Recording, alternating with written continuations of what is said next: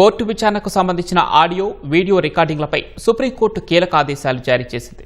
Court విచారణ వీడియోలు social మీడియాలో పోస్ట్ చేయడంపై నిషేధం విధించింది. ఒకవేళ వీడియోలను ఉపయోగించాలనుకుంటే సుప్రీంకోర్టు సెక్రటరీ జనరల్ లేదా ఆయా రాష్ట్రాల హైకోర్టు రిజిస్ట్రార్ జనరల్ నుంచి ముందస్తు అనుమతి తప్పనిసరిగా తీసుకోవాలని స్పష్టం చేసింది. కోర్టు విచారణల ప్రత్యక్ష ప్రసారాలు, వీడియోలను సామాజిక మాధ్యమాల్లో దుర్వినియోగం చేస్తున్నారంటూ దాఖలైన పిటిషన్పై సుప్రీం ధర్మాసనం విచారణ చేసింది.